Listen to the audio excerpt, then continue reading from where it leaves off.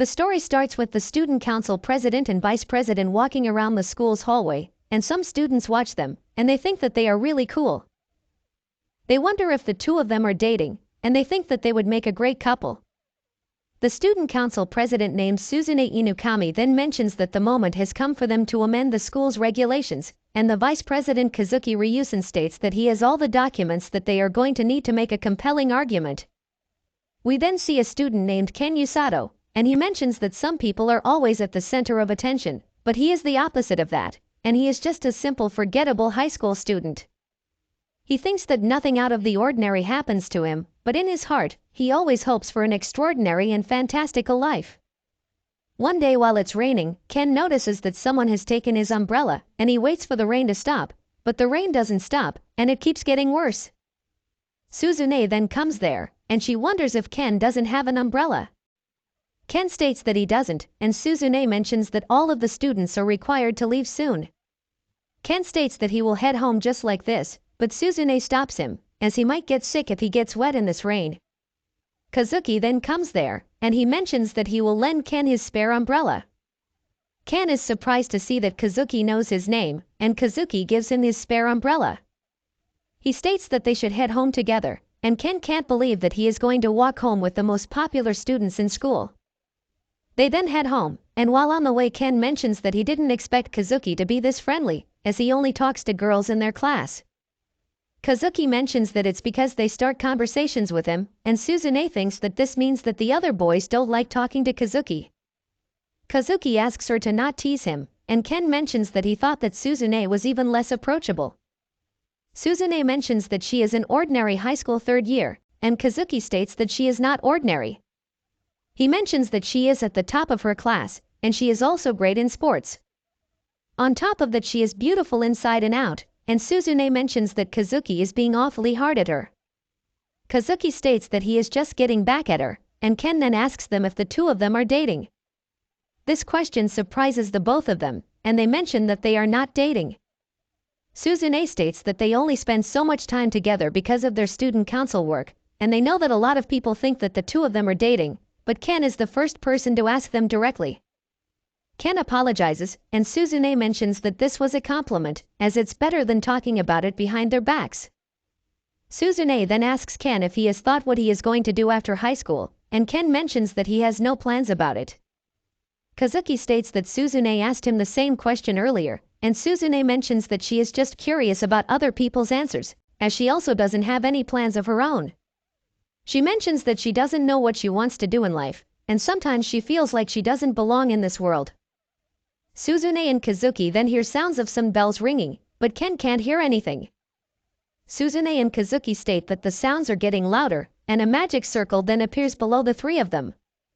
Ken wonders if this is a gate to another world, and hearing this Suzune gets excited, and she asks Ken if they are going to find magic, heroes, and monsters in this other world. Ken wonders if Suzune likes these kinds of things, and the three of them get teleported. The scene then cuts to Ken waking up, and he asks Kazuki where they are, and who is in front of them. Kazuki mentions that he doesn't know as he also woke up just now, and Ken then notices that Suzune is totally excited to be here. Kazuki then asks the people in front of him who they are and what they have done to them, and the king in front of them states that he can understand their confusion, and he introduces himself as Lloyd Volgast, King of Linger. He states that he summoned them here to serve as heroes, and Suzune is excited to hear this, and Ken hopes that she stops ruining his perfect image of her. The king then explains that 2 years ago they were attacked by the king of demons, and he invaded their nation with an army. They managed to drive them off, but the demon lord's army has been expanding its power. There is no telling what will happen next time, so as a last resort they used a forbidden ritual to summon accomplished individuals from another world. Kazuki is surprised to hear this, and he gets angry at the king for summoning them without their consent. He asks him to send them back this instant, and the king tells him that this is not possible, as the hero summoning only works in one direction. Kazuki wonders what's going to happen to them now, and he states that the three of them have families back home. The king apologizes to them, and he mentions that they are desperate. Kazuki tries to get aggressive, but the guards stop him, and Ken tells him that they appreciate him getting angry on their behalf, but there is no point in starting a fight. Kazuki understands, and the king and everyone else in the court then bow to the three summoned heroes, and the king promises to find a way to send them back in the future. He begs them to help his kingdom until then, and Suzune asks the king why he calls them heroes, when he doesn't know anything about them. The king tells Welsi the mage to explain this to them, and Welsi states that the hero summoning magic circle is designed to select accomplished individuals. She mentions that they must have heard bells ringing when they were summoned, and she states that this indicates that they are heroes. Kazuki and Suzune then remember that Ken didn't hear those bells, and they find out that Ken was just dragged in with them by mistake. The scene then cuts to Welsi telling the heroes that now she is going to use this crystal ball to check their magical abilities, and while she prepares it, Kazuki asks Ken if he is okay with this. Ken states that he is fine, and he mentions that Welsi told him that he will be able to use magic, even though he is not a hero, and he is glad that they are treating him the same as them. Kazuki states that he is not talking about that, and he wonders if Ken is not angry at them for summoning him to an unknown place. Ken states that getting angry won't change anything, and he thinks that it would be better for him to find something that he can do here. Kazuki thinks that Ken is amazing, and Ken mentions that Suzune is more impressive than him as she is really positive about all this. Welsi then finishes preparing the magic ball, and after putting her hand on it, Suzune finds out that she has an affinity for thunder magic, and she also has ample mana. We then find out that Kazuki has an affinity for light magic, and Welsi is impressed to see this. Kazuki wonders what he can do with this, and Welsi mentions that light magic is amazing as only a few people are able to use it, and when fighting demons it's unparalleled. Ken then puts his hand on the ball, and the ball glows green. Welsi is surprised to see this color, and she drags Ken with him saying that she needs to tell him about this. The scene cuts to Welsi telling the king that the heroes have incredible magic abilities, but the ball turned green when Ken touched it. The king and his guards are surprised to hear this, and the king states that they need to get Ken away from the castle as quickly as possible. He wonders what would be the safest place for him, and hearing this Ken wonders if he is dangerous. He wonders if no one else has the same affinity as him, and the king states that there is someone, but he has a horrible expression on his face. A woman named Rose then comes there, and she wonders how the summoning ritual went. The king wonders why she had to show up right now, and he states that Rose was supposed to take the day off today. Rose then notices Ken, and she wonders if he is one of the heroes. The king states that he is not, and he mentions that Ken was brought here accidentally. He is just an ordinary boy, and Rose then introduces herself to Ken, and Ken does the same. Rose mentions that she is the captain of the kingdom's rescue team, and Ken thinks that she looks like someone who takes lives rather than saving them.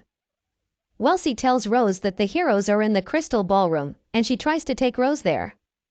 The king then states that he will decide what to do with Ken later, and he tells him to rest in the room they have prepared for him. Ken mentions that they still haven't told him what kind of magic is that green color, and Rose hears this. She then tells the king that she is going to borrow this boy, and the king asks Welsi to get Ken away from her, and Welsi uses her magic to get Ken out of there. Rose chases after him, and she manages to catch him. She tells the king that she is going to turn this boy into a full-fledged healing magic user, and she leaves with Ken, even though the king tries to stop her. Welsi then informs Kazuki and Suzune about this, and Kazuki wonders if Ken is in any danger. Welsi tells him that Ken is not going to get killed, and he was only taken to the rescue team beyond the castle town. She explains that the crystal ball indicated that Ken had an affinity for healing magic, and she mentions that healing mages are quite rare. Rose is one of them, and she intends to train Ken as her subordinate. Suzune thinks that there seems to be no problem with this, and Welsi mentions that the problem is that Rose has some unorthodox teaching methods, and the subordinates she produces are weird. The scene then cuts to Ken at the rescue team lodgings, and he finds out that he is a healing magic user. Rose states that this is why she has brought Ken here, and she mentions that this is going to be his home from now on. Rose then calls her subordinates, and they all come running. Ken gets scared to see her burly subordinates, and Rose asks them to look after Ken. Her subordinates then introduce themselves as Good, Gomel, Alec, Mill, and Tong. Rose then kicks Tong, and she asks them to not scare the newbie. She tells Ken that these are her subordinates, but they are not healing magic users. She mentions that there are 2 other healing magic users on the rescue team, but normally they work elsewhere. She states that she is going to drum into Ken how to use healing magic, and Ken thinks that every fiber of his being is telling him to not get involved with her. He tries to refuse her offer, but she doesn't listen to him, and she asks him to share a room with Tong. She then leaves, and her subordinates mentions that Ken is screwed if he is going to be trained by Rose herself. At night while everyone sleeps, Ken wonders what's going to happen to him, and he goes to sleep, and meanwhile Rose wonders how a healing magic user from another world is going to turn out. The scene then cuts to Ken waking up, and he thinks that he was hoping for everything to be a dream, but he really is in another world. Alec tells him that they have some guests, and Ken notices that it's his friends, and he talks with them.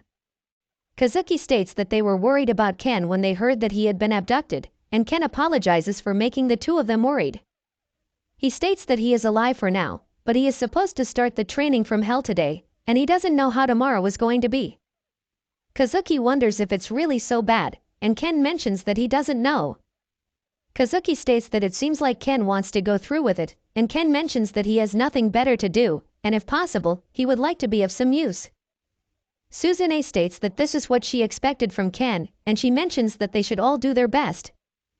Ken wonders what kind of training they will get to do, and Kazuki tells Ken that thanks to him, he has made up his mind, and he mentions that he is going to do his best in this world. Suzune states that she will also do her best, and the two of them then leave. Ken hopes that he can grow strong enough to support the two of them, and Rose then comes there.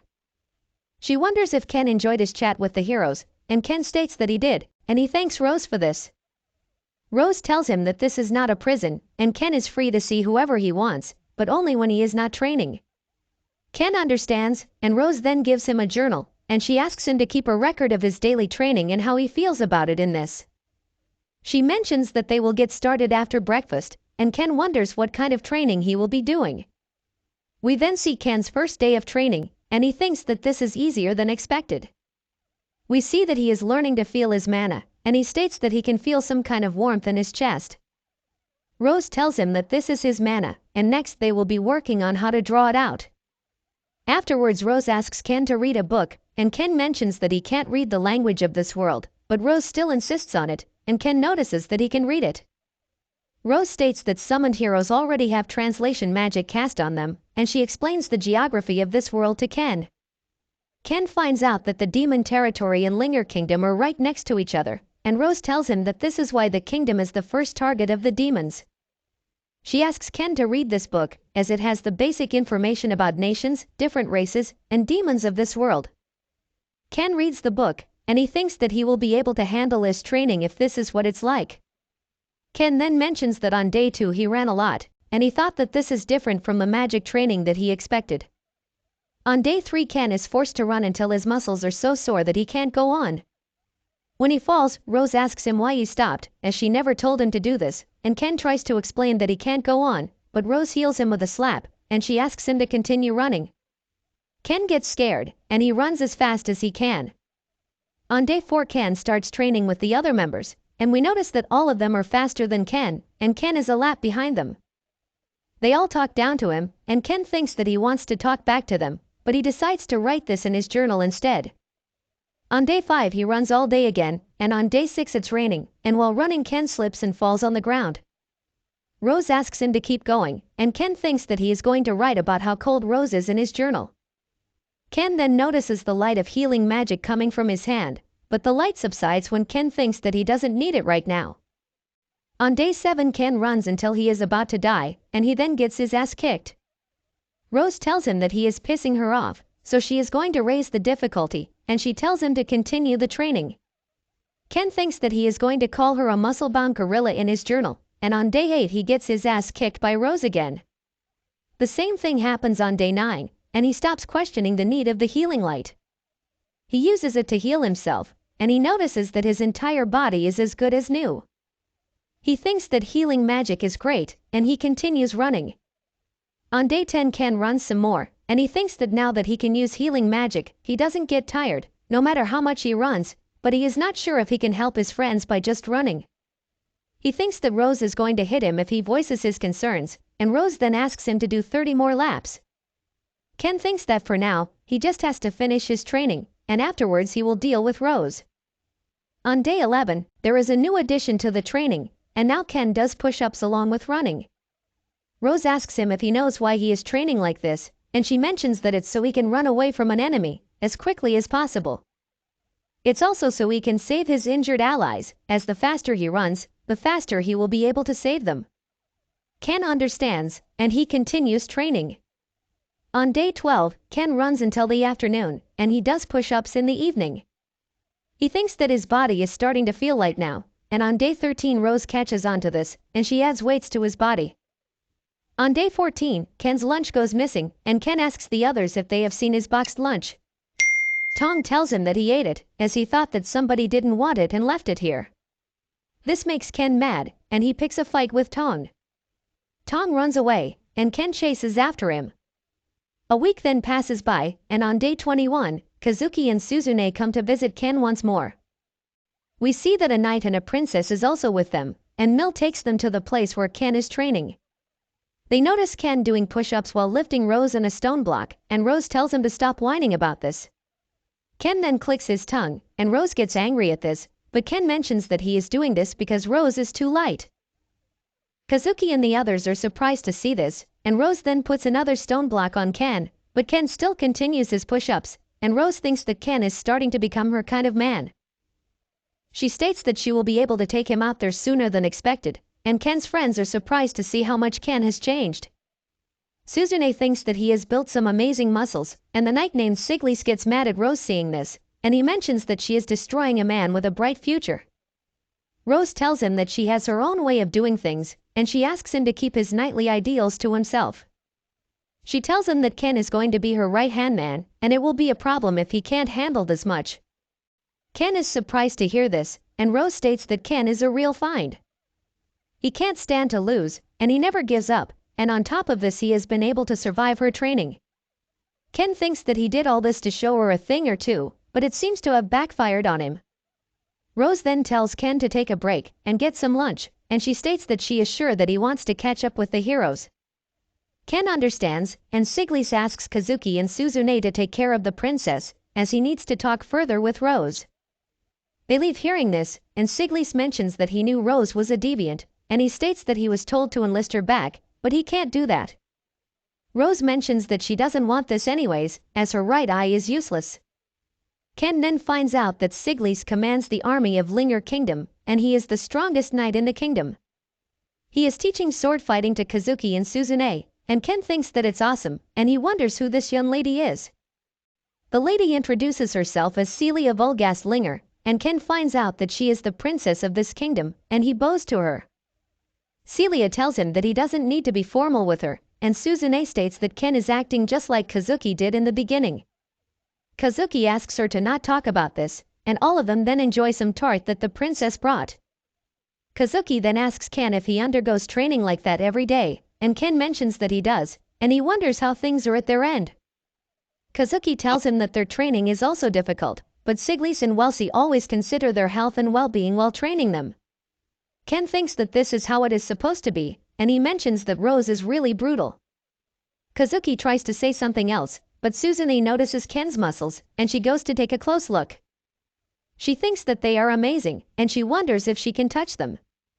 Ken asks her to hold on, and he wonders what Kazuki was trying to say. Kazuki asks Ken if this is not difficult for him, and Ken mentions that it's crazy tough, and he wanted to run away at first, but he doesn't want to do that anymore, as training is getting fun. Hearing this, Suzune thinks that Ken is amazing, as he has already found his place here, and Ken mentions that he is just stubborn, and he wants to help the two of them when they fight as heroes someday. Suzune wonders if she can count on him to save her if she is in trouble, and Ken asks her to not pretend to be a normal girl. Suzune states that she is just a normal girl, but even Celia agrees with Ken on this. Tom then comes to deliver Ken's lunch to him, but Ken is still angry at him about earlier, and the two of them start to fight. The princess wonders if they should stop them, and Kazuki mentions that it's fine, as this must be a part of Ken's daily life. He states that he is feeling a bit restless now, and he goes back to the castle to train. The others go with him, and before leaving, Suzune thinks that there must be a reason why the three of them were summoned here together, and she thinks that they should do their best. The scene then cuts to Ken taking a bath, and he thinks that it was great to see his friends again. He thinks that Suzune's behavior did freak him out, but she was right, and his body has really changed. He thinks this is the result of him healing his damaged muscles over and over, and he remembers that he has to run to save the injured on the battlefield. He wonders if someone like him has the mental fortitude to do this, and the next day after breakfast Rose tells Ken that they are going out today. Hearing this, the others think that it's already time for that, and the scene cuts to Rose taking Ken out of the capital. They then walk somewhere, and Ken asks her where they are going. Rose tells him to just follow her, and they arrive at a forest. Rose tells Ken that this forest is known as the Darkness of Linger, and it's infamously teeming with monsters. She asks Ken to go inside, and not come back until he hunts down a grand grizzly, and Ken tells her that blue grizzlies only turn into grand grizzlies after living for a century. The book said that even blue grizzlies are dangerous, and Rose mentions that he should be able to take one down easily. Ken tells her that he doesn't even know how to fight, but Rose just throws him into the forest. Up in the air, Ken thinks that he is going to die at this rate, and he uses his healing magic on himself. The trees also cushion his fall, and he manages to land on the ground safely. He then heals himself, and he thinks that he can't go back unless he does what Rose has ordered him to. He is determined to take down a grand grizzly, and he thinks that it shouldn't be a big deal, as it's just a 2-meter tall bear. A grand grizzly then comes there, and Ken runs at sight. While running, he thinks that it's bigger than he thought, and its claws and fangs are huge. He thinks that he has confidence in his legs, and the grizzly can't match his speed, but he notices that the grizzly is right behind him. He wonders what he should do, and he thinks that this guy is nothing compared to Rose. He tries to take it on one-on-one, but he notices that there are a pair of blue grizzlies with him. Ken starts running once more, and he jumps onto a waterfall to stop the bears from chasing him. He then goes out of the water, and we see him drying his clothes upon some trees. He notices that he has emergency rations, a canteen, and a knife with him, and he thinks that Rose should have given him something to start a fire with. He thinks that she is a demon, and he eats some of his emergency rations. He thinks that he has to take down a grand grizzly, but that seems like an impossible task. He then decides to think about this some other time, and he states that for now, he has survived his first day. The next day Ken goes out scouting in the forest, and he thinks that for now he has to learn more about his enemy. First, he needs to find where the grand grizzly lives, and after scouting for a while he comes across some scratch marks. He hears the rustling of leaves, and he wonders if the grizzly is nearby. He notices that it's just a black rabbit, and he finds out that it's injured. Ken asks it if it's hurt, and the rabbit nods, and he wonders if it understands him. He then heals the rabbit, and he asks it to try not to get hurt again. Afterwards he continues his scouting, and he notices the rabbit following him around. He asks the rabbit to leave him alone, as he is looking for some dangerous monsters right now, but the rabbit still follows him. Ken asks it to not follow him again, and he wonders if the rabbit knows where the grand grizzly lives. Hearing this, the rabbit goes ahead, and he signals Ken to follow him. Ken does so, and the rabbit leads him to the grand grizzly's den. Ken thinks that now he has to monitor them without being discovered, and he thinks that they seem like a family. He read that grand grizzlies live in groups, and this is what they must be talking about. The next day Ken collects some river water, and he thinks that he is a little worried about drinking water that's not been boiled, but he has no other choice. The rabbit comes back to him, and Ken thinks that he didn't expect the rabbit to come back, and he tells it that he is just going to monitor the grizzlies again. Afterwards Ken monitors the grizzlies, and he thinks that the blue ones are starting to feel kind of cute. He thinks that the black rabbit is also cute, and he is living a pretty happy life right now. The day after that Ken gets a bad case of stomachache due to the water he drank yesterday, and he notices that even his healing magic isn't working quickly on this. He thinks that it must be because he was basically poisoned, and he wonders if there is a way to fix this. The rabbit comes back again, and Ken tells it that he is glad to see him. The scene then cuts to the rabbit showing a clear water lake to Ken, and Ken realizes that the rabbit is telling him that this water is safe to drink. He drinks the water, and he thinks that it's delicious. He then notices the rabbit shaking, and he wonders what's up. The rabbit then climbs atop a tree, and he signals Ken to follow him. Ken gets up there as well, and he wonders if a monster is coming towards them. He thinks that this rabbit wasn't even this scared of the grand grizzly, and he wonders what kind of monster it is. He then notices a giant white snake, and he wonders what that thing is. He thinks that he hasn't read about anything like that, but he can still tell that it's dangerous, and bloodlust is oozing out of every inch of it. He thinks that he has to steer clear of that, and 4 days after seeing the giant snake he still continues monitoring the grizzlies. He thinks that these guys are the same as ever, and watching them warms his heart, but he can't go home without defeating that Grand Grizzly. He decides to challenge the Grand Grizzly the next day, and the next day he tries to leave to slay the grizzly, but the rabbit stops him. Seeing him try so hard, Ken decides to stay until the rain stops, and after it stops Ken goes to fight the Grand Grizzly. The rabbit goes with him, and Ken steals his resolve to fight, but he notices that both the Grand and the Blue Grizzly is dead. He wonders what happened here, and he thinks that Rose is going to kill him if she finds out that he let someone steal his prey. He notices the bite marks on the bodies of the grizzlies, and he thinks that it must be the giant snake. He notices that the snake wasn't killing to eat, it was just killing for the fun of it, and he finds out that the little blue grizzly has survived the attack, as it was hiding. It tries to wake up its mother and father, and Ken thinks that he hates to lose. This is why he doesn't like losing to Rose, and he also doesn't like the fact that his prey was stolen from him, and he steeled his nerves for nothing. The little blue grizzly then starts to cry at the death of its parents, and Ken thinks that what he hates the most is the thing he is seeing right now. He asks the little blue grizzly to wait here, as he is going to get revenge for him, but the blue grizzly tracks the snake's scent. Meanwhile, Kazuki and Suzune go to check on Ken, but they find out that he has been training in the forest for 10 days. Kazuki states that 10 days is a bit long, and Tong tells him that Rose is the one who decides everything here, and they can't do anything about this. Alex states that Rose is also gone, and they don't know what's going on. Afterwards the two of them return, and on the way, Suzune states that Kazuki gets awfully worked up when it comes to Ken.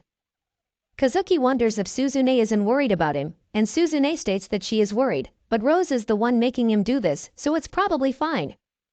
She states that she believes in Ken, and she is sure that he is going to come back hale and hearty. Kazuki mentions that he believes in him as well, and we then see Ken preparing to fight the giant snake. He makes himself a weapon, and he eats some food. Afterwards he does some stretches, and he asks the rabbit to take him to the snake. He tells it to run away after showing him the way, and the rabbit takes him to the snake by following its scent. Once there, Ken notices that the little blue grizzly is fighting the snake, and it's heavily injured. He thinks that he knew this thing was dangerous, and it's plain terrifying, but nothing is scarier than Rose. He then launches a surprise attack on the snake, and he manages to stab its eye. The snake pushes him aside using its tail, and Ken heals himself, and he prepares for another attack. He thinks that he should attack the snake from its blind side, and he tries to do that, but the snake manages to bite his arm. Ken realizes that the snake baited him to attack on its blind side, and he heals himself, and he uses the knife in his hand to stab the inside of the snake's mouth. The snake then lets him go, and Ken finds out that he has been poisoned. He thinks that it's not fair that the snake is both big and poisonous, but he mentions that now he knows how to heal himself when he has been poisoned. He thinks that it's thanks to the stomachache that he got earlier, and he just has to heal from the inside when he has been poisoned. He then continues his fight, and the snake tries to attack him with its tail, but the blue grizzly stops its tail. Ken uses this chance to get atop the snake, and he punches it with all his might. He then sticks the spear logged into the snake's eye deeper, and the snake stops moving after agonizing in pain for a while. Ken thinks that he finally managed to defeat the snake, and the blue grizzly comes to him. Ken notices that it has grown fond of him, and he tells it that he got revenge for it. He mentions that he wants to heal the grizzly's wound, but he has used up all of his mana to neutralize the snake's venom. He states that he can't move anymore, and he notices that the snake is still alive. He tries to get up, but it's no use, and the blue grizzly tries to drag him away, but it's not strong enough. Ken asks the blue grizzly to just leave him here, and the snake tries to attack Ken. Ken thinks that this is it, and he thinks that this entire thing is Rose's fault. He yells loudly that this is all because of Rose, and he calls her a brute, a violent woman, and an ogre. Rose then jumps on the snake from above, and she kicks it to death. She states that the snake should have died quietly, and seeing her, Ken asks her why she is here. Rose mentions that the little one filled her in, and we see that the black rabbit is with her. Rose introduces the rabbit as Kukuro, and she mentions that it's her pet, and she asked it to watch over Ken. Ken mentions that it showed up injured, and Rose tells him that it just put on an act to gain his trust. She states that she was always near him, ready to step in if something happened, but she planned to intervene as less as possible.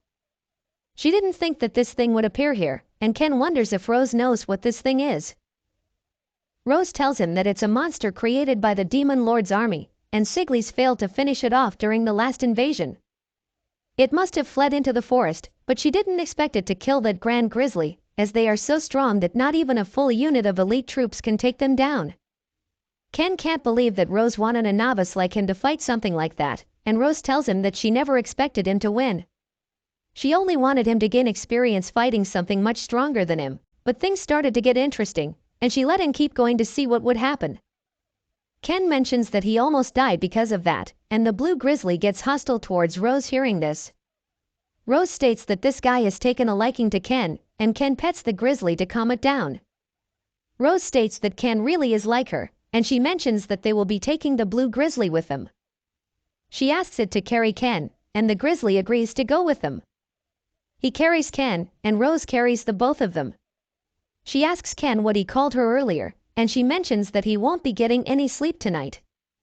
Ken understands, and they leave the forest. Afterwards, Rose tells Ken that he passed with flying colors today, and now he has the right to stand beside her in the battlefield. He still hasn't mastered the basics, but he has what it takes. He has the ability to withstand pain, physical aptitude, and a strong mental state. She mentions that the other two healers never earned that distinction, and she states that he should be proud. She mentions that they are going to make it at this rate, and Ken wonders what she means. Rose tells him that the demon army will be attacking soon, and the scene cuts to the demon lord asking Amila Vergit, the commander of the Third Army, about how the preparations to invade the Linger Kingdom is going. Amila mentions that their troops have finished preparing, and they will soon begin their advance. Meanwhile, Rose tells Ken that he is going to be in the front lines with her in the upcoming war. She mentions that they are going to be a part of the vanguard, and Ken is surprised to hear this, and he wonders about the other healers, and Ton, and the others. Rose states that they do have two other healers, but both of them have a different job, and Ken mentions that he is not sure if he can do what Rose can. Rose tells him that they still have a little time, and she asks him to steel himself before it runs out. Ken wonders if he can really do this, and the scene then cuts to the Demon Lord's castle. The Demon Lord states that he will let Amila lead their forces this time, and he mentions that despite their previous success, the Linger Kingdom managed to escape from their grasp. He states that he doesn't want her to fight to her death, but he does expect her to give her utmost effort. Amila mentions that she will do her best, and the Demon Lord tells her to leave. Amila then leaves the Demon Lord's throne room, and she meets the demon doctor named Haraluk. He notices that Amila seems nervous, and Amila mentions that Haraluk should not waste his time mocking others, and focus on his work. Haraluk tells her that his work is proceeding quite smoothly, and he mentions that he has completed his newest demon-made monster prototype. He wonders if Amila wants to see it, and the scene cuts to him showing it to Amila. We notice that it looks just like the snake that Ken fought, and Haraluk states that this is prototype 72, and it's called Baljinak. Amila mentions that he also gave the same name to prototype 71, and it went missing when they attacked Linger Kingdom the last time. Haraluk states that it ran away after being injured by an enemy named Siglis, but it's alright since his prototype 72 is much stronger than it. Amila hopes that it's true, as there are more troublesome people than Siglis in Linger. Haraluk wonders if she is talking about the kidnappers, and he states that he has heard rumors that they don't fight on the battlefield, but they carry the injured away to the rear before anyone realizes it. They minimize their casualties, and Amila states that their boss is a healer who runs around healing people on the spot in the front lines, and she is also a top-notch fighter. That woman holds a deep grudge against her master, and one day she is going to kill her. Haraluk tells her that she is the commander this time, so she can't go into battle, and Amila states that she knows this, and that's why she is going to send the Black Knight instead. The scene then cuts to Ken sleeping in his bed, and he thinks that he missed this. He then wakes up, and he gives the blue grizzly he saved some fruits. The grizzly eats them, and seeing him eat it so deliciously, Ken also tries one of the fruits, and he thinks that it's good. Ken notices that Kukuro is also there, and he states that he is not going to give any to him, as he tricked him in the forest. Kokoro then makes some puppy dog eyes, and Ken states that he is cute, but he is not going to get tricked again. Kokoro then rubs himself against Ken, and Ken gives in to him, and he gives him some fruits as well. Rose then comes there, and we find out that Ken has named the blue grizzly Blurin. Rose states that she has reported the bear to the king, and they have permission to keep it as property of the rescue team. She tells the bear that he can stay, but he will have to earn his keep, and the bear gets scared seeing the face she is making. Ken wonders what she wants Blurin to do, and the scene cuts to him carrying Blurin. He wonders why he is carrying Blurin, and Rose tells him that this is simulation training. She states that Ken should think of that bear as someone who needs to be rescued, and she asks Ken to start running. Ken then starts to run, and he thinks that this just means that he has more weight to carry. He thinks that it's a breeze if he manages his mana while running, and Rose asks him to pick up the pace, or the wounded soldier isn't going to make it. Ken is then attacked by Tone and Mill on the way, but he dodges, and he asks them what they are doing. They tell him that they are simulating the battlefield for him, and they mention that the others are waiting to ambush him as well, so he should be careful, and Ken goes ahead. After 1 hour he is attacked by Gomo, but he dodges, and after that Alec attacks him with some stinky water, but he manages to dodge this as well. Then 3 hours later, Gid sends some tree trunks his way to run interference, and Ken notices that Kokoro was in on this as well. After some more hours Ken gets tired, and he lies down on the ground. He mentions that he thought that he would be able to manage for half a day, and Rose comes there, and she states that this is the limit of Ken's endurance on the battlefield. She mentions that humans can feel exhaustion from nervousness, fear, and impatience, and this is why Ken ran out of strength faster. Ken wonders what he is supposed to do, and Rose heals him, and she asks him to get used to this. She tells him to acquire fortitude and decisiveness, and don't falter in the face of fear. She then tells him to run around the castle town in the afternoon when his mana is recovered, and she reminds him to not forget to carry Blurin. The scene then cuts to Ken running around the castle town with Blurin, and at first the townspeople are surprised to see a blue grizzly, but they notice that Ken is from the rescue squad, and they calm down. Ken wonders what's going on, and Blurin then smells some delicious fruits, and he takes Ken to a fruit stall. The stall lady asks him if he would like to buy some, but Ken mentions that he doesn't have any money.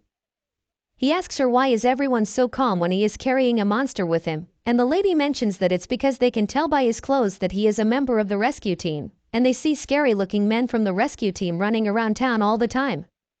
This is why nothing phases them anymore, and Ken agrees with her thinking that after getting used to their scary faces nothing can scare anyone.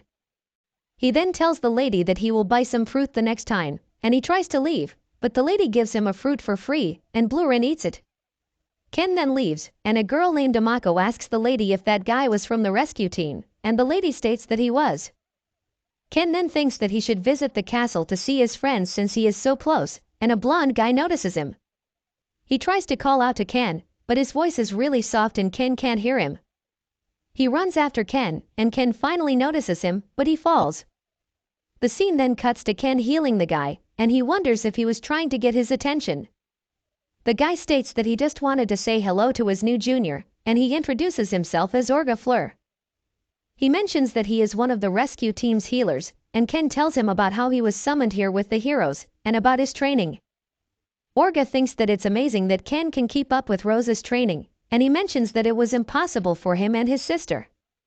Ken wonders if his sister is the other healer, and Orga mentions that she is, and she is 5 years younger than him. They run a clinic in the city, and they use their healing magic to heal the citizens. Ken wonders why he collapsed earlier if this is the case, and Orga mentions that he is not too good at healing himself. Hearing this, Ken thinks that there are all kinds of healers, and Orga mentions that they are still a part of the rescue team and they work under the captain, and tend to injured soldiers in times of need. This reminds Ken of the upcoming war, and he asks Orga what he does in the battlefield. Orga mentions that Tong and the others bring the injured to him and his sister, and they heal them. Ken then tells him that Rose actually asked him to join her as part of the vanguard, but he doesn't know if he can handle that. Orga informs Ken that in the battle the knight and heroes that fight on the front lines are always in the greatest danger, and normally all they can do is wait when they get injured or left behind, but if there are healers on the battlefield, they can be saved. He mentions that this is an exhausting and dangerous job, but Rose wouldn't choose someone whom she didn't completely trust. Orga then mentions that he needs to get back to the clinic, and Ken thinks that he also has to get back to his practice. Before Ken leaves, Orga asks him to not hate Rose too much, as she is just clumsy with people. Ken tells him that he has never hated her, and he just has a bone or two to pick with her, and he leaves. Orga then thinks that Rose finally managed to find someone, and his sister comes there, and she asks her brother where he was. Orga states that he just met an interesting boy, and his sister asks him who he is talking about. Orga tells his sister Yororo that she will soon find out for herself, and he is sure that she is going to like him. The scene then cuts to Ken at the castle gates, and he is allowed to enter with the blue grizzly, as Rose has vouched for the monster. Inside, Ken notices a bunch of knights having mock battles, and he notices that Suzune is also training. She also notices Ken, and they sit down to talk. She asks him about the blue grizzly, and Ken tries to tell her about the story of how he met him, but Suzune is mesmerized by Blurin, and she wonders if she can touch him. Ken tells her that she can, as he is super tame, but Blurin doesn't allow her to touch him. Ken is surprised and he states that he is just shy. He then asks Suzune to try calling out his name, and she tries to pet Blurin again by calling out his name, but Blurin bites her. Ken then thinks that maybe Suzune has a tainted soul, and Blurin then bites Ken as well, and Suzune wonders if Ken also has a tainted soul. Suzune then mentions that it seems like it's been ages since she has seen Ken, and Ken notices that Suzune's hands are full of blisters. Suzune tells him that it's the result of her sword training, and Ken heals her hand for her. Suzune then wonders if Ken came here today just to see her, and Ken states that he is here to check on both her and Kazuki. Suzune mentions that honesty is Ken's only flaw, and she tells him that Kazuki is outside the kingdom right now to gain experience by fighting monsters with Siglis and the others. We then see Kazuki, and he asks Siglis if the demon army is really going to attack soon. Siglis mentions that they are, and this time their offensive will be stronger, but they have him and Suzune with them, so it should be fine. Kazuki states that he will do his best, and they then encounter some hang wolves.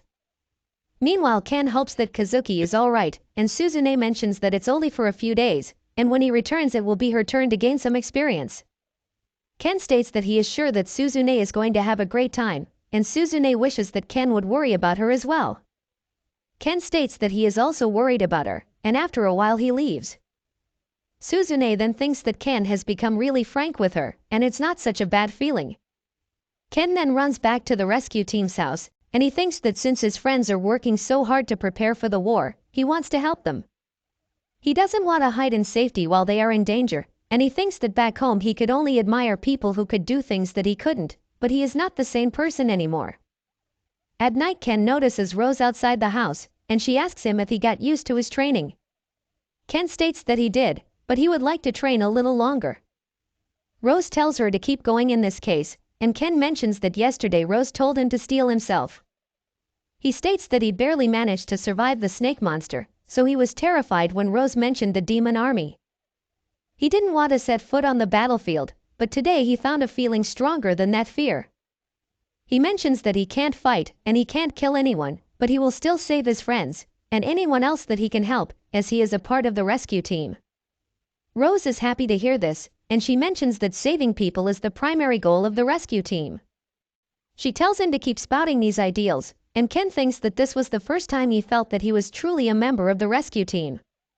The next day, Rose wakes up Ken, and she mentions that the king sent over a message yesterday, so he is going to accompany Suzune on her training outside of the castle. The scene then cuts to Ken heading to the castle with Rose, and he wonders why he has to join Suzune's training. He states that Kazuki had Siglis with him, and Rose mentions that he was supposed to join his training as well, but Ken had just returned from the forest back then, so she refused. King Lloyd sent her another request yesterday, and she couldn't refuse him twice. Rose states that he should relax, as he will only be there in case they need a healer, and she asks him to play his part for 3 days and come back. Ken understands, and the scene cuts to him at the palace. Suzune is surprised to see that him and Blurin will be joining her, and she wonders if he is going to help her and Blurin bond. Ken states that Blurin is only coming along because he doesn't like anyone else, and Suzune mentions that Ken should learn to play along sometimes. She then introduces her party mates as Aruko the Knight and Corinne the Mage, and Ken thinks that he has seen Aruko before. Aruko mentions that he is the knight who is usually standing at the gate, and Rose then tells Suzune that Ken's healing magic isn't omnipotent. It can heal wounds and cure poisons, but it can't bring people back from the dead. She asks her to not take it for granted, and Suzune understands. Rose then states that Suzune should be able to hold her own, as she was trained by Siglis, and she mentions that she has nothing to say to Ken. She wonders if he is dissatisfied, and Ken mentions that he is fine, as he knows that she doesn't have anything nice to say. Rose then leaves, and Suzune mentions that they should also be off. The scene then cuts to Kazuki doing some sword training, and Celia wonders if it's alright for him to train right now as he was tired after yesterday's training. Kazuki states that he is alright after a good night's rest, and Celia asks him if he is certain. Kazuki mentions that he is really fine, and Celia gets embarrassed knowing that she touched him, and she leaves after telling him to take care of himself. Meanwhile, Suzune tells Ken about how tired Kazuki was after his training, and she mentions that he still said that this was worth it. She states that he battled a ton of monsters in the darkness of Linger, and Ken wonders if Blurin misses his home. Suzune then asks Ken if Blurin is going to wake up soon, and she mentions that he wouldn't mind being petted if he is asleep. Suzune tries to pet him, but Ken stops her, and he asks her what she is doing. Blurin then wakes up, and Ken asks him to walk by himself. Blurin walks by himself, but we see that he is still half asleep, and Suzune offers to carry him thinking that she will get to touch him. Blurin gets on top of her, and she is happy to get to touch him, but she can't handle his weight, and he crushes her. Ken then heals her, and he asks her to not get hurt outside of battle. Corinne then senses some enemies ahead, and some bandits come out of hiding noticing that they have been found. They mention that they were planning on ambushing them, and they ask Ken's group to hand over their valuables. They state that they shouldn't be reckless as they are clearly outnumbered, and Ken thinks that these guys aren't even the least bit intimidating. Suzune is excited to see real-life bandits, and Ken is amazed to see this. The bandits then notice that Ken's group has a blue grizzly with them, and they get scared, but they think that it shouldn't be too much trouble, as it's just a cub. They state that they should capture and skin it, and Suzune then takes out one of the bandits with her thunder magic. Ken asks her to go wild, and he will heal the bandits if she goes too far. Suzune then uses her thunder magic to take out the rest of the bandits as well, and Aruka fights the bandit leader. Corinne then senses something else approaching them fast, and a herd of fall boars come there. Aruka thinks that they are supposed to live deeper into the forest, and Blurin protects Ken from them, but one of the boars manages to hit him when he tries to protect Suzune. This sends the both of them flying, and they both fall into the river. Ken protects Suzune and he notices that this is the same river that he fell into earlier. He thinks that this means that the waterfall is ahead, and he asks Suzune to take a deep breath. The two of them then fall down the waterfall, and the scene cuts to Suzune trying to wake up Ken. She asks him to not give up now, and she states that she is going to repay him for saving her by returning the favor. She states that she is going to get him somewhere safe, and Ken tells her that he is fine. He mentions that she is embarrassing him, and Suzune gets embarrassed to see that he is awake. Ken states that he was just taking a breather after pulling Suzune out of the water, and he heals the scar on her face. Suzune then thanks him, and she apologizes that it had to come to this. Ken asks her to not apologize, and he mentions that he is glad that they got stranded together. He states that he never thought that he would be back here so soon, and he tells Suzune that Rose once dumped him into this forest to train. He states that it's teeming with monsters that put the fall boars to shame, and he notices that they don't have any food. He thinks that he would have liked to have at least one day's worth of food, and Suzune states that they should prioritize escaping this forest if it's as dangerous as Ken says it is. Ken tells her that it's going to get dark soon, and it might even start raining. He mentions that they should find a safe spot to camp for now, and they will find their way back tomorrow. Suzune understands, and she wonders which place would be safe. Ken tells her that the last time he slept on a tree branch, and he wonders if this would be all right with her. Suzune states that she has never climbed a tree, and she mentions that she always wanted to, but she wasn't allowed. Ken wonders if she was born into a rich family that sheltered her, and he mentions that they should camp in that cave in this case. He states that she should get out of her wet clothes before she catches a cold, and Suzune asks him to not peek. Afterwards Suzune catches some fish by using her thunder magic on the river, and this takes care of their dinner. Suzune then uses her thunder magic to start a fire as well, and Ken thinks that life in the forest is a breeze when he has her around. He then dries off his clothes, and he thinks that he is never going to take fire for granted again. We see that Suzune is sitting alone on the side, as Ken is half naked, and he apologizes for making things awkward for her. Suzune notices that Ken is even more ripped than before, and she then notices some animals in the cave. Ken states that they are venom monkeys, and he mentions that he has read about them. He tells her that they shouldn't be aggressive, but Suzune shouldn't touch them as they are venomous. Suzune still tries to touch them, and she mentions that she doesn't mind being poisoned, as they are irresistible. One of the venom monkeys then bites her, and she gets poisoned. Ken heals her, and meanwhile Siglise informs Kazuki that Ken and Suzune are missing. Kazuki wonders what they mean, and Siglise mentions that they just got word from Corinne's familiar that they got separated from the others. The king states that he hesitated to tell him about this, but Celia was adamant about not keeping any secrets. Kazuki then asks the king if they have dispatched a search party, and the king mentions that the party is being assembled, and they will leave tomorrow. Kazuki states that it would be too late then, and he tries to head to them at once, but Rose stops him. She mentions that his friends are going to be fine. She states that the two of them are most likely together, and she mentions that Ken is her subordinate, so he is not going to die so easily, and if Ken is fine, then Suzune will also be safe. Back in the forest, Ken and Suzune finish eating dinner, and Ken states that surviving in the wilderness is a breeze with Suzune here.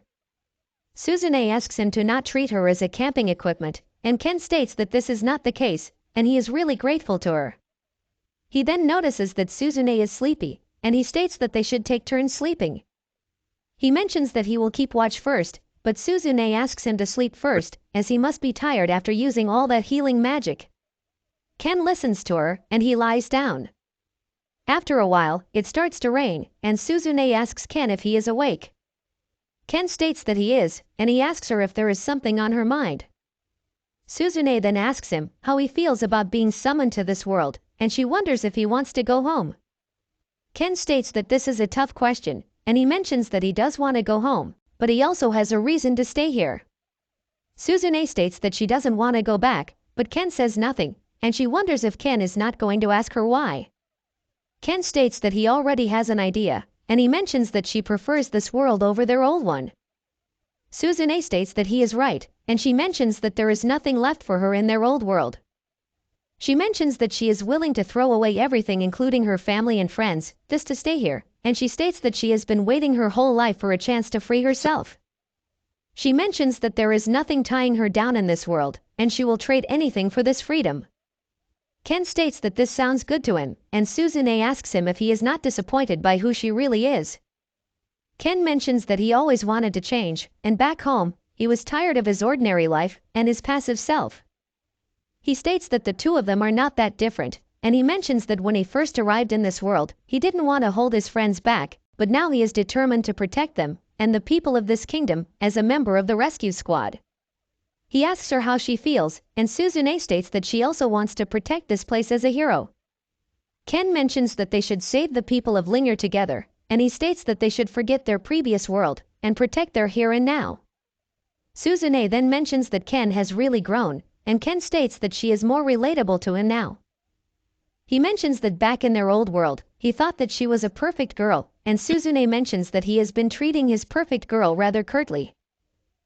She states that she doesn't mind it, as she would rather be close to him than be admired from afar, and this makes Ken embarrassed, and he pretends to go to sleep. The scene then cuts to the two of them trying to regroup with the others, and they notice something in the bushes ahead. They prepare to fight, but they notice that it's just Blue Ring, and Aruko comes after him, and he collapses due to fatigue.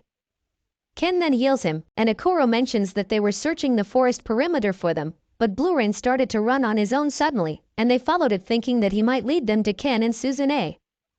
Suzune thinks that Blue Ring must have picked up Ken's scent, and Blue Ring then heads to his old home. Suzune wonders what this place is, and Ken tells her that this is Blue Ring's home.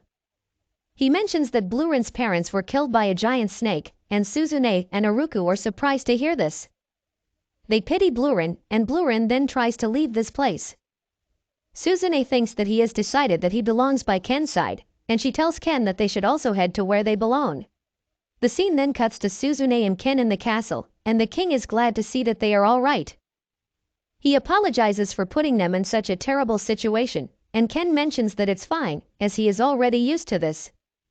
The king wonders what he means, and fearing Rose, Ken states that he often explored forests in his old world. The king then asks him how his training with the rescue team is going, and Ken thinks that this is a tough question. He mentions that all he can say is that things are going extremely well, and Rose smiles at him after hearing this. Ken wonders if she knew that he was going to say this, and he wonders if Rose has also been training him on a mental level. The king then tells Suzune that her field training will be rescheduled for another day, and Ken and Suzune then leave the room while Rose and Siglis stay behind. Outside the throne room, Ken wonders why Rose and Siglis had to stay behind, and he states that the minister's expression looked quite serious. Suzune agrees with him, and Kazuki and Celia then come there. Kazuki states that he was worried about them, and Celia tells them that Kazuki was about to storm out of the castle to go after them. Suzune mentions that Kazuki is really reckless, and Ken states that she shouldn't talk about being reckless when she was bitten by a monkey herself. Kazuki asks Ken to explain what he means, but Suzune stops him from saying anything further. The scene then cuts to them talking in the garden, and Kazuki tells Ken about what Rose told him. He mentions that her confidence in Ken is what calmed him down, and Ken thinks that she might have said that because now that the snake was gone, the forest was most likely in easy mode. Kazuki states that Rose had complete faith in Ken, and Ken thinks that Kazuki is really pure of heart for taking Rose's words at face value. He asks him to always stay pure, and he mentions that him and Suzune should be the only ones who are tainted. Kazuki doesn't understand, but he agrees with him. Suzune then wonders if Ken wants to say that she is dirty, and Ken mentions that it was just a figure of speech. Ken and Suzune then leave after saying bye to Kazuki, and Celia thinks that they have a close bond. Kazuki agrees that Suzune and Ken are close, and Celia mentions that she actually meant his relationship with the two of them. She states that he looks really happy when he is around them, and Kazuki mentions that it's because they are from the same world. Celia wonders if this means that there is no room for her, and she states that Suzune calls her by her name, and she also wants Kazuki to drop the honorifics and call her Celia as well. She apologizes for asking too much, but Kazuki agrees to her request, and he states that he will call her by her name from now on. Afterwards in the throne room, the king states that they should get to business, and he mentions that they interrogated the bandits that attacked Ken and the others. Sergio states that the bandits claimed that there were fewer monsters in the grasslands when they crossed it, but then they were suddenly attacked by fall boars in the forest. If their statements are true, then the monsters from the grasslands may have fled the area. They might have been running from something terrifying that was headed their way, and Siglis wonders if it could be the Demon Lord's army. The king states that this is what he believes, and Siglis mentions that they won't underestimate them like last time. They will go all out to conquer their kingdom, and the king agrees with him.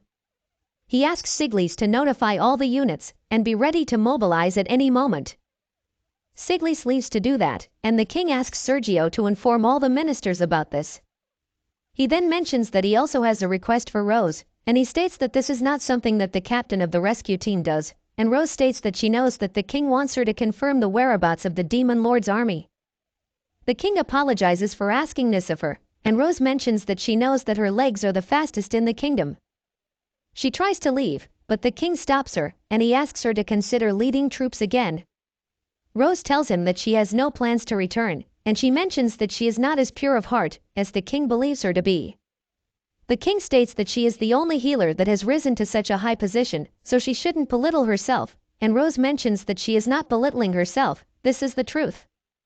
The king then asks her if that incident is still bothering her, and Rose states that it's impossible for her to forget that.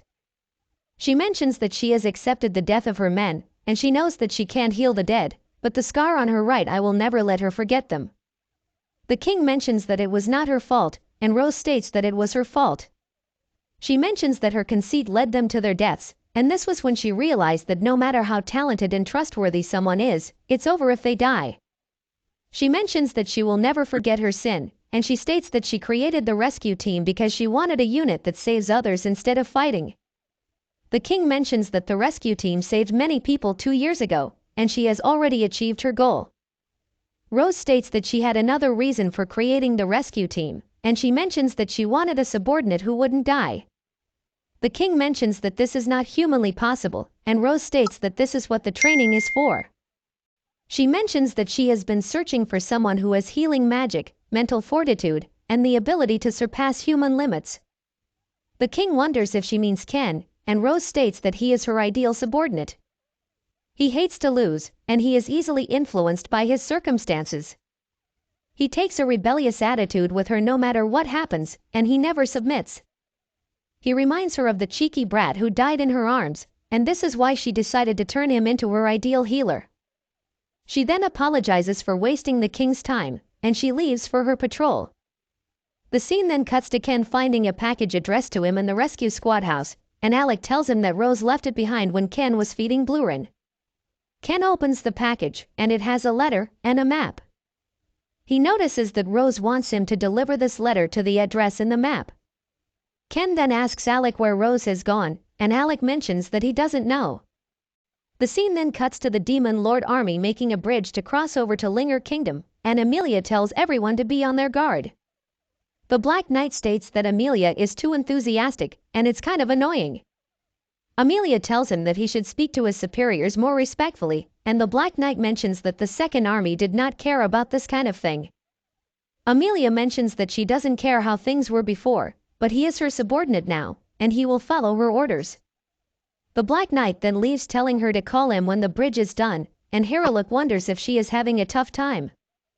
Amelia asks him if he is here to make fun of her, and Haraluk states that the construction of the bridge seems to be going well, and Amelia mentions that they will be finished in a few hours. The demon army then notices a scout on the other side, and Amelia thinks that it doesn't matter, as their invasion will be underway before they manage to report back. The scout then breaks the bridge by throwing a log at it, and this surprises Amelia. She notices that the scout is Rose, and Rose then leaves. She thinks that she was only planning to scout things out, but this should buy them a few more days. The scene then cuts to Ken following the map to deliver the letter, and he notices the fruit-selling old lady. She wonders if he would like to buy some fruits that Blurin likes, and Ken mentions that he would, but he has somewhere to be right now, so he will stop by later. He then goes to Orga's clinic, and he is greeted by Yururu. She notices that he is from the rescue team, and she states that her brother told her about him. She tries to remember his name, and Ken introduces himself to her. Yururu also introduces herself, and she finds out that Ken is a year younger than her. Ken asks her where Orga is, and Yururu mentions that he is currently examining a patient. She takes him to her brother, and he notices that the color of Orga's healing magic is rich, and his mana looks fluid. It's completely different from his, and Orga then heals his patient. He then notices Ken, and Ken gives him the letter. Yururu then asks Ken how everyone in the rescue team is, and Ken states that they are as frightening as ever. While Orga reads the letter, Ken asks Yururu if she was also a part of the rescue team, and Yururu mentions that she was, but she couldn't stick with the training. He wonders why she left, and Yururu mentions that the main reason was because she was worried about her brother. She states that she feels bad about it, and she mentions that when they first joined, Rose was enthusiastic about training them. The rescue team was just formed, and they tried really hard in the beginning, but they couldn't keep up, and they even grew scared of Rose. She states that Rose was a little fanatical at the time, but lately she seems happy. Ken wonders if it's because she has a new sandbag like him, and someone then comes to the clinic, and he asks for Orga's help. He mentions that one of his friend fell from the roof that he was repairing, and he fell on 2 others. Ken, Orga and the others go to the scene, and they check up on the patients. Orga asks Ken to deal with one of them, and Ken notices that this man's injuries are more serious than any other he has treated before. He tries to heal the man, but his hands shake, and Orga tells him to calm down. He mentions that who they are treating and where they are doesn't matter, as he has the power to heal the person in front of him. He just needs to believe in himself, and Ken thinks that even Rose believes in him, so he should at least believe in himself, and he heals the man's injuries. Afterwards, on their way back to the clinic, Orga thanks Ken, and Yururu mentions that he was great. Orga states that he would love it if Ken can help at the clinic whenever he is free, as it's pretty hard for the 2 of them to handle everything. Ken mentions that he will come by sometimes, and he leaves. Yororo then states that Orga did great giving advice to Ken, and Orga is happy to hear this. He then mentions that the letter from Rose was a notice to prepare for war, and he states that the Demon Lord's army is invading. He mentions that just like her, Ken also doesn't have any combat experience, and he can only rely on his faith and his ability. He thinks that Rose should have drilled this into him, and he will also do his best. The scene then cuts to Ken buying some fruits, and he leaves the shop. Amako then stops him, and she mentions that he is the only one who can see it, and this means that it's a future that only he can change.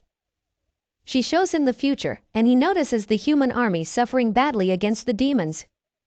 He also sees Kazuki and Suzune being killed by the Black Knight, and Amako mentions that this was a huge favor, and it's his responsibility to repay it.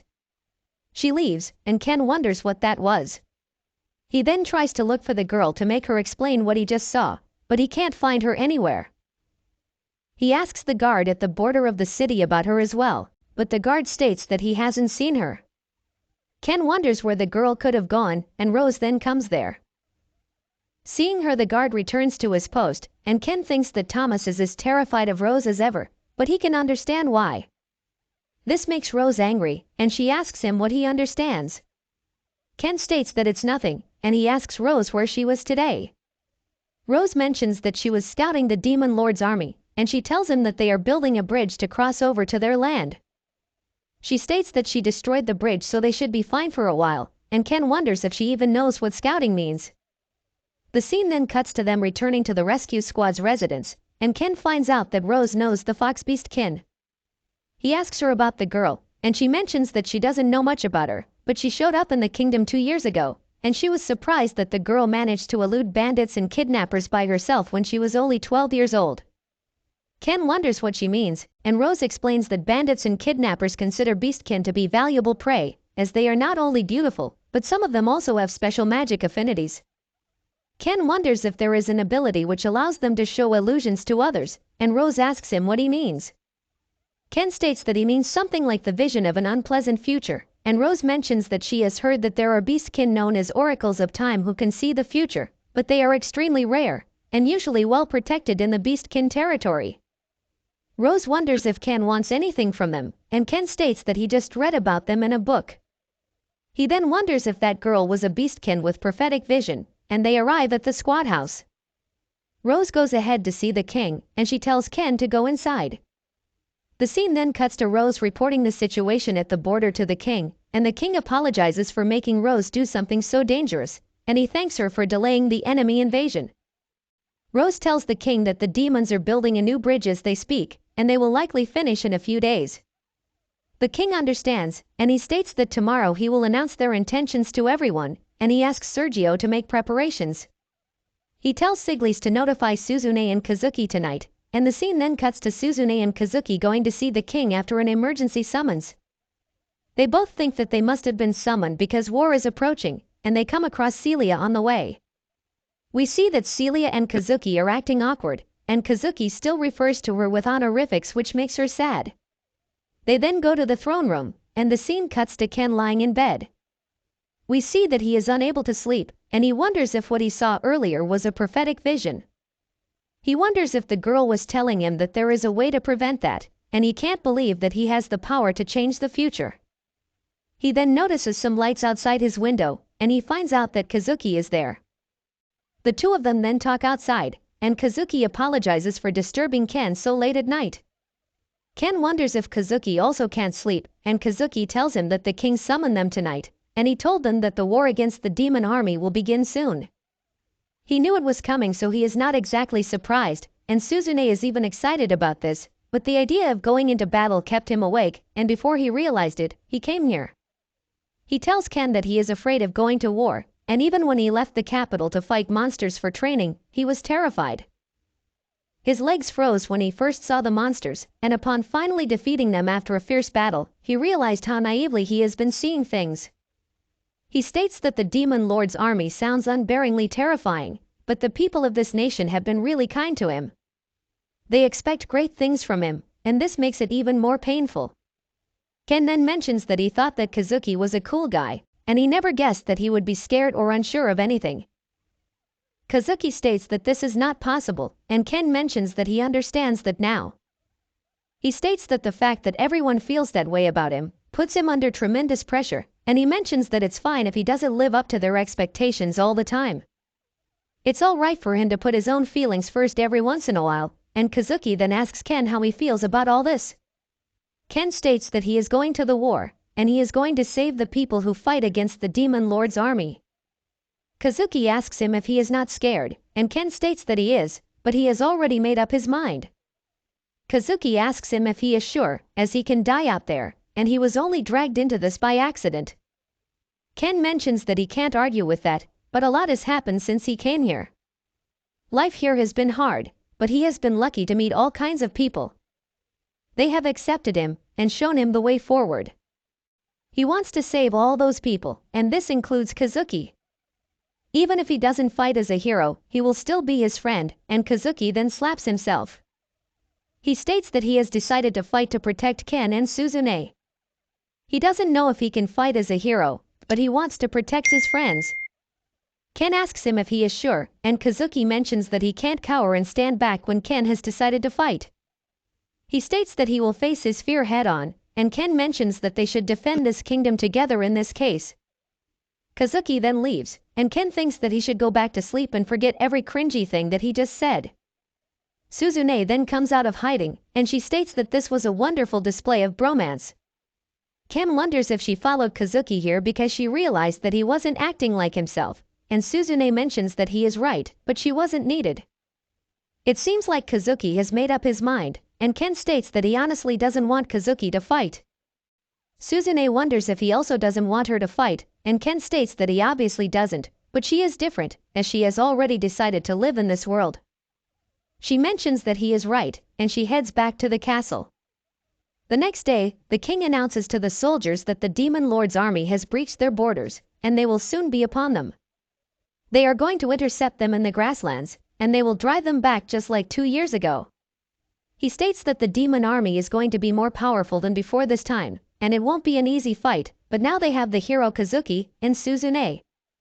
They also have the rescue team who tremendously aided them 2 years ago, and once again they will take to the battlefield to heal their wounded. He mentions that he is sure that many of them are uneasy, but he can say with certainty that the kingdom of Linger will be victorious. He is certain because he knows they have legions of dauntless stalwart troops who know no fear, and they are the ones who stand before him today. He declares that they will be moving out tomorrow, and victory is going to be theirs. The scene then cuts to Kazuki meeting Celia while dressed in full armor, and she is happy that he came to meet her. She asks him if he is going into battle, and he states that he will be leaving with everyone tomorrow. She mentions that she will pray for his victory, and Kazuki tells Celia that he is off, and he refers to her without any honorifics. This makes her happy, and Kazuki leaves. The scene then cuts to Orga and Yoruru at the rescue squad's headquarters, and Yoruru meets Blurin. She wonders if she can pet him, and Ken states that he is not sure if Blurin will let her. She tries, and Blurin stops her. She keeps trying, but Blurin doesn't let her touch him. Kokoro then comes there, and she tries to pet him, but he sits on Blurin, and Yoruru is unable to pet any of them. Ken then notices that Orga is having trouble unloading his cargo, and he gives him a hand. Ken tells him that Yoruru seems really spirited, and Orga mentions that she is really nervous right now, as this will also be her first battle.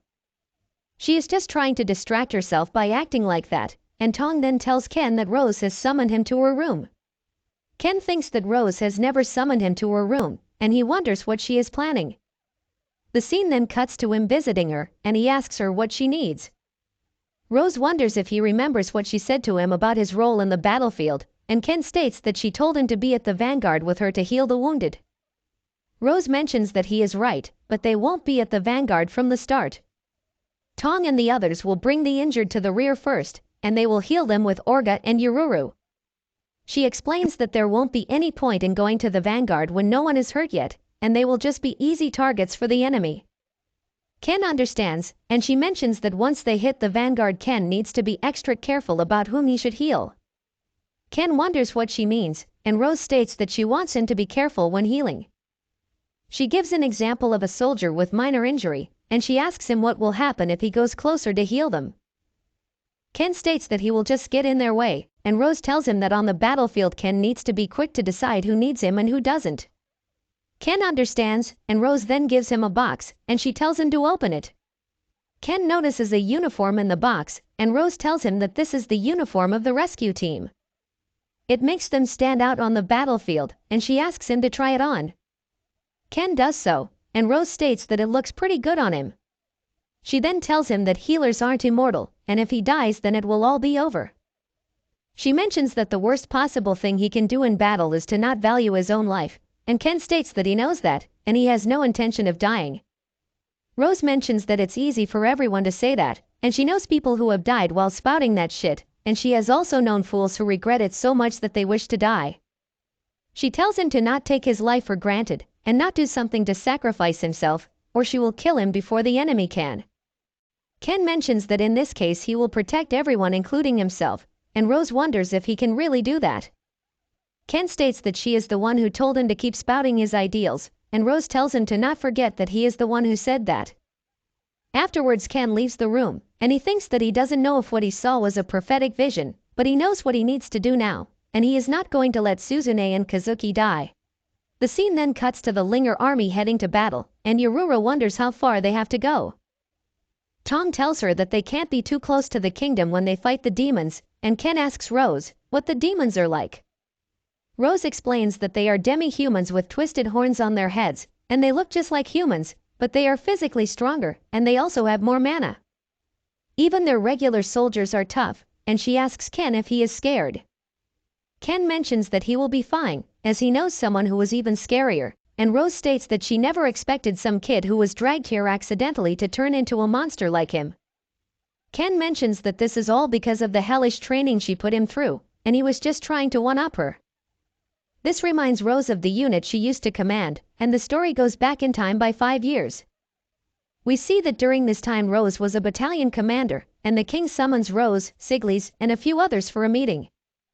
He tells them that they have received reports of demon sightings in the grasslands near the darkness of Linger, and there have been no attacks yet, but casualties might start piling up any minute. So, to be safe they plan to assign guards to merchants passing through the grasslands, and he will leave the details to the generals and other high-ranking officers. He states that they should try to avoid conflict, and outside the throne room, Siglis asks Rose what she thinks about the movement of the demons. Rose tells him that she has no idea, and Siglis wonders if they plan to invade. Rose states that this is a possibility, and Siglis mentions that he will see to it that their forces are ready to deploy at any time. Rose states that this might be a waste of time, and Siglis hopes that this is the case, and he leaves.